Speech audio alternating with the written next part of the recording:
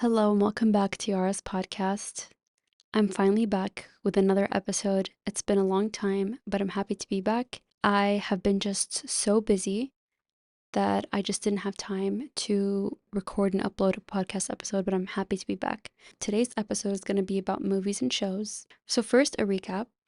I actually got engaged and then I got married and I moved in with my husband and I graduated from college. I got my bachelor's degree and then we went on two honeymoon trips. We went to Dubai and then we came back and then we went on another trip to Phuket, Thailand. To ease my way back into recording my episodes, I'm just going to talk about some of the movies and shows that I recently watched that I enjoyed. Now, obviously, everybody has a different opinion on what a good movie or a good show is, and I'm just going to share the ones that I enjoyed. And I like different kinds of genres like thrillers, comedies, romance. I love like a good storyline. I love good visuals. You can get a lot of inspiration from watching entertainment.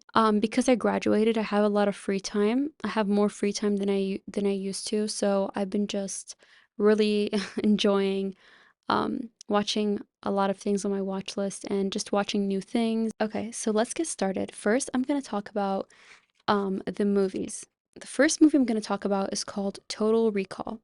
So, what I'm going to do with these movies and shows is read the year it was released and the genre and the overview that you find on Google so you can get a general idea of what the movie's like. Total Recall is 1990 movie. It's sci-fi action. Douglas Quaid tries to find the reason behind his recurring dream about Mars. He soon learns that a false memory has been planted into his brain and the people responsible for this want him dead. Now, I do think that the ending is kind of an open ending and it's open to interpretation, but nonetheless, it's really interesting and I enjoyed that movie. The next movie is called Afraid. This movie is 2024. It's a horror drama. Curtis and his family are selected to test a revolutionary new device, a digital assistant called Aya, that takes smart homes to the next level. As Aya begins to learn everyone's behavior and anticipate their needs, it soon makes sure nothing and no one gets in the family's way. The next one is called Companion, 2025. It's a thriller sci fi.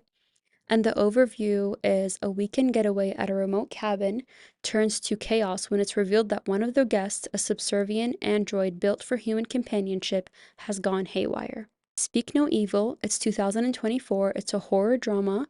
The overview is a dream holiday turns into a living nightmare when an American couple and their daughter spend the weekend at a British family's idyllic country estate. You're cordially invited. It's a 2025 comedy. And the overview is a woman planning her sister's ideal wedding and the father of a bride to be discover their destination weddings at a remote resort are double booked. When both parties decide to share the small venue, chaos ensues and disaster awaits.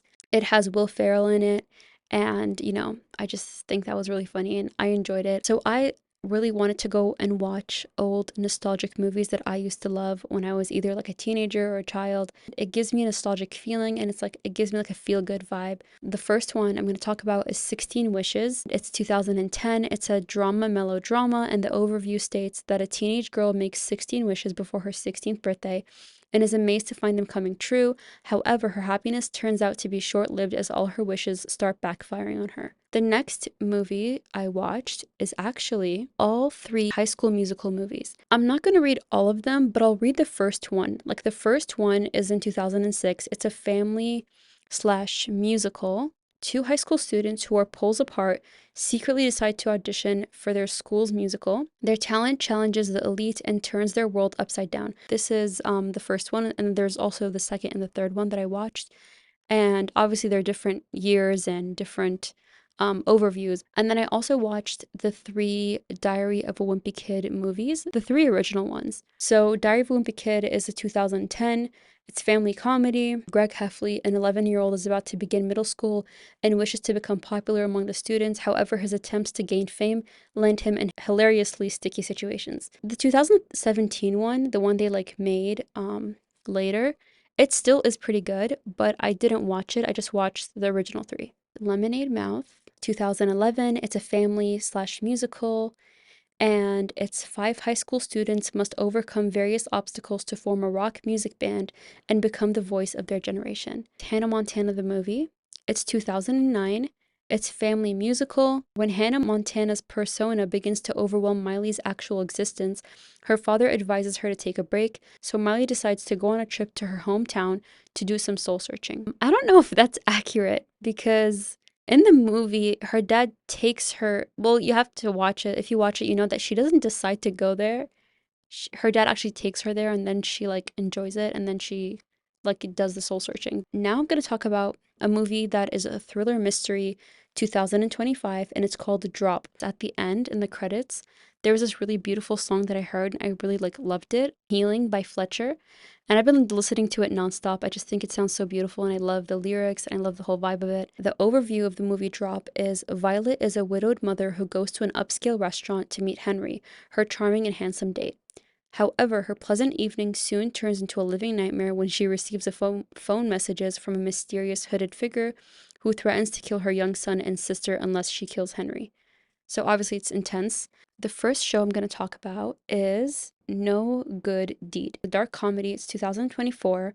The overview is three very different families compete to buy the same 1920s Spanish style villa, which they believe will solve all their problems. The next show is called Paradise. It's sci fi 2025. A security service team is tasked with safeguarding a former president. The next show, Severance, is a thriller 2022. There's 2 seasons, and I just watched the second one that came out. Mark leads a team of office workers whose memories have been surgically divided between their work and personal lives. When a mysterious colleague appears outside of work, it begins a journey to discover the truth about their jobs. Black Mirror, sci-fi 2011. I just watched the recent season, which is season 7. In an abstrusely dystopian future, several individuals grapple with the manipulative effects of cutting-edge technology in their personal lives and behaviors. The next show is Love on the Spectrum. It's a reality show, and it's 2019. When I'm talking about these shows in the year, I'm pretty sure they mean the year that it was first published. So the overview is 7 young adults on the autism spectrum dive headfirst into the dating pool, exploring the unpredictable world of love and relationships. I think it's a feel-good show, and I watched the latest season with my husband. The next show I watched is With Love, Megan. With Love, Megan is a reality show.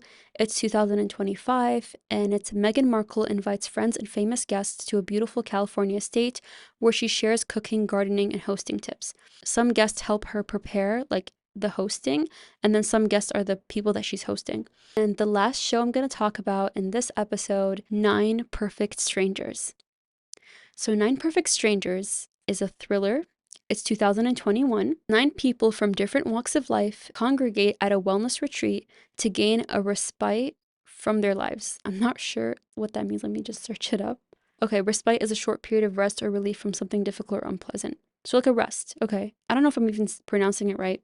But yeah, however, the director may be hiding more secrets than anticipated. I thought it was beautiful. I thought it was fun. The visuals were nice. The different storylines were nice. Different people, different characters, and character growth. And I thought it was interesting. So, 5 things I'm grateful for. I encourage you to think about 5 things that you're grateful for so we can both get into this gratitude mindset and just, yeah, be grateful for our blessings. I got married. I'm grateful that I graduated from college. I'm grateful that I back on the podcast and recording. I'm so happy. And I'm also grateful for movies and shows. I was trying to find a quote that kind of encapsulates this love for art and movies and shows. And I found this one, and it's from this website called Flick. And it says, "Movies are like magic, they transport us to different worlds." So this website is actually for movie captions for Instagram. And I don't know who wrote this. I don't know. It's like anonymous. And yeah, that's how I'm going to end off the episode. I hope you guys enjoyed it. And that's all I have for this episode. Thank you for listening, and goodbye.